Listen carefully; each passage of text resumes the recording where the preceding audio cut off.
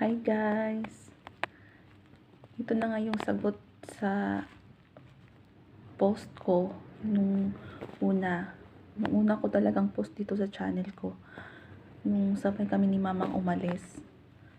Yun nga guys, before ako mag-flight, mga 1 week ata yun, nalaman ni mama na January 21 yung flight ko dito sa Saudi. Tapos, palagi niya akong iniisip kasi paalis na nga ako. Kasi marami siyang nakikita sa post ba sa Facebook na yung mga minamaltrato nga ng mga OFW dito sa ibang bansa, lalo na dito sa Saudi, hindi pinapakain. Tapos yung iba binubugbog ng mga amo. Yun siguro yung iniisip niya, baka ganun yung mangyari sa akin. Kaya ayun, parang yun na nga, pag inatake siya pagka 15, bigla siyang hinimatay, tapos isinugo siya sa ospital kasi nahirapan siyang huminga. Tapos yun nga, pag test yung unang laboratory na sa kanya, yung sugar niya mataas din pala, yung sugar niya 500 plus. Tapos yung naagapan agad ng gamot, yung bumababa. Tapos may test na naman siya ulit kasi may mga may mga test sa kanya na normal naman. Pero yung sa pagkaumaga, nag-test naman sa heart. Sa heart pala yung diferensya. Yung pala nahihirapan siyang maghinga. Kasi yung heart niya namagal daw. Pero may gamot naman yun na binigay sa kanya. Binili nga yun sa kasi walang available dun sa ospital. Yun nga. Tapos gusto talaga ni mama na uuwi ako. Gusto niya na hindi ako tutuloy dito sa Saudi. Nga, ang hirap. Kung may pera lang sana ako, uuwi talaga ako yung time na yun. Kaso wala talaga. Iniisip ko nga, nag-inquire ako ng ticket. Back and forth lang sana yun. Diyos ko, almost 20k yung gagastusin kong pamasahe. Kasi dapat uuwi sana ako yung time na yun, 16. Tapos yung flight ko, 21.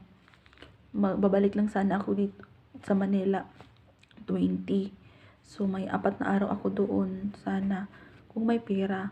Pero wala talaga. Tapos gusto ko sana yun i-rebook yung ticket ko, kaso kailangan ako magbayad. Mahal yung ticket ko $550 yun. Yung babayaran ko. Kung may pera lang sana mauwi talaga ako kasi kailangan niya ako dun.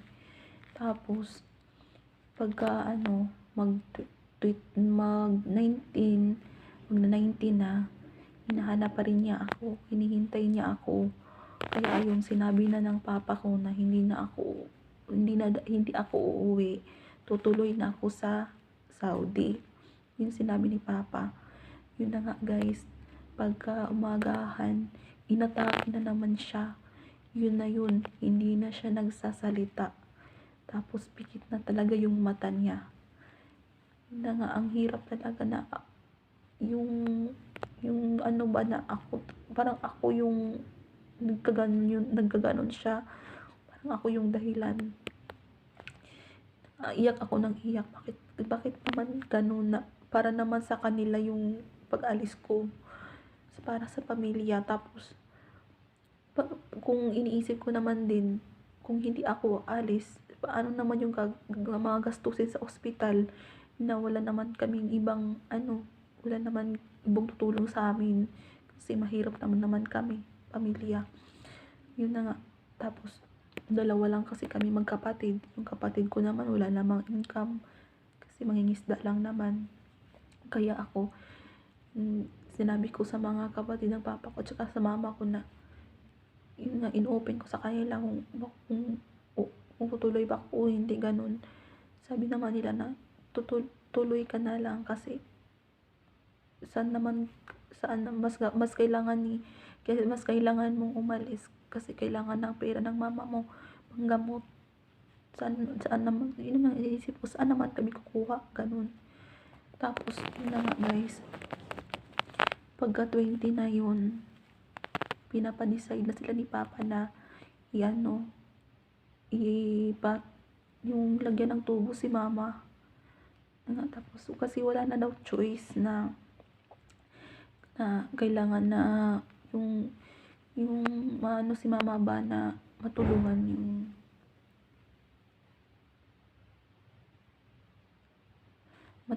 yung paghinga niya. Yun na nga. Tapos, pagkahapon, tinubuhan talaga si Mama. Iyak talaga ako, nag-iyak. Wala akong tulog pagkabukasan. Pag-flight na ako, wala akong tulog. Kasi yung iniisip ko si Mama. Nandun na ako umaga na sa airport, alas 6 na ng umaga. Nandun ako sa airport, naghihintay na ako ng mga kasama ko. Hirap talaga guys. Ako yung ako silang siguro yung pag marami naman umaalis o nung paalis nung time na yun sa labas ng departure. Tapos tingin ako sa mga parang ako lang naman yung malungkot na aalis kasi iniisip ko talaga kasi yung ni Mama, kalagayan talaga ni Mama. Kasi gusto ko lang talaga na yung matulungan pa siya, na gusto ko pa extend pa yung life niya. Yun talaga iniisip ko. Tapos pinipray ko palagi.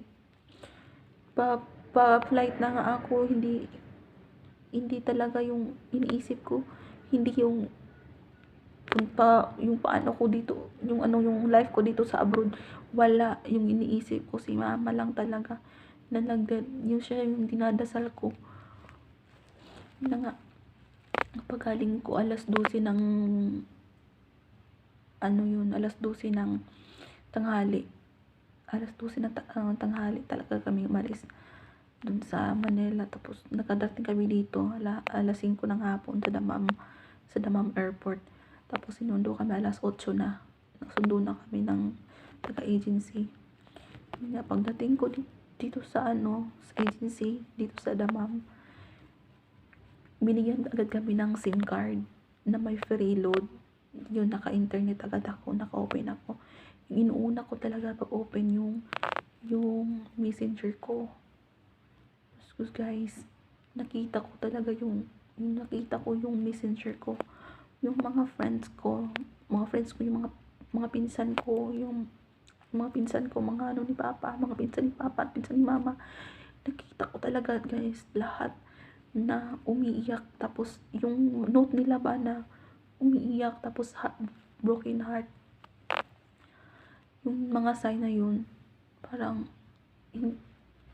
dumating talaga sa isip ko si Mama talaga, baka may nangyari kay Mama, ganun. Tapos na lahat ng GC sa pamilya namin, sa GC ng barangay namin, ni-remove ako. Kaya pala yun, wala naman nagsabi sa akin na ganun, wala nag-chat sa akin na ganun na yung nangyari kay Mama. Wala.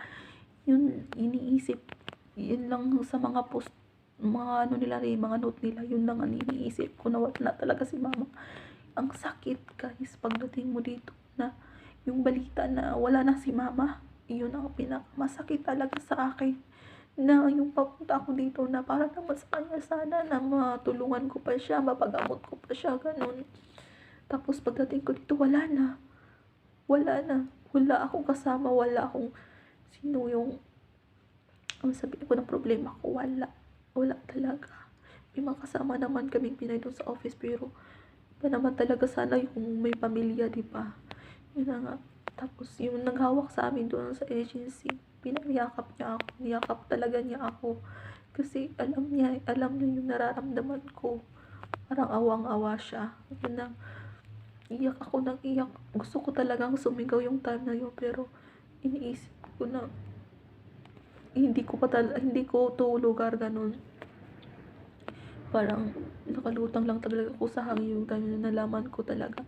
Yun na, hindi ako mapakali. Tinawagan ko yung asawa ko na anong nangyari. Ganun.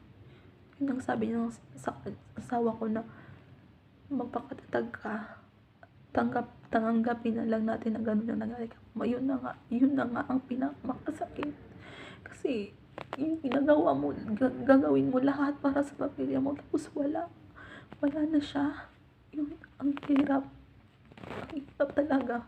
Ang hirap talaga ng buhay. Tapos, sana gusto ko ba na maalisan na ako na masaya ako. Tapos, pagdating, mas excited, ganun. Wala talaga sa akin yun. Hindi ko talaga nararamdaman yung naranasan, ang sakit at hirap. Yun talaga ang nararamdaman ko papunta dito. Tapos, hindi ko pa naman iniisip kung ano yung amo ko mararating ko. Wala. Hindi ko iniisip. Kaya, abangan nyo guys, kung ano yung sitwasyon ko dito, yung pagkuha ng amo sa agency ko. Yun, alamin nyo sa susunod part po. Thank you.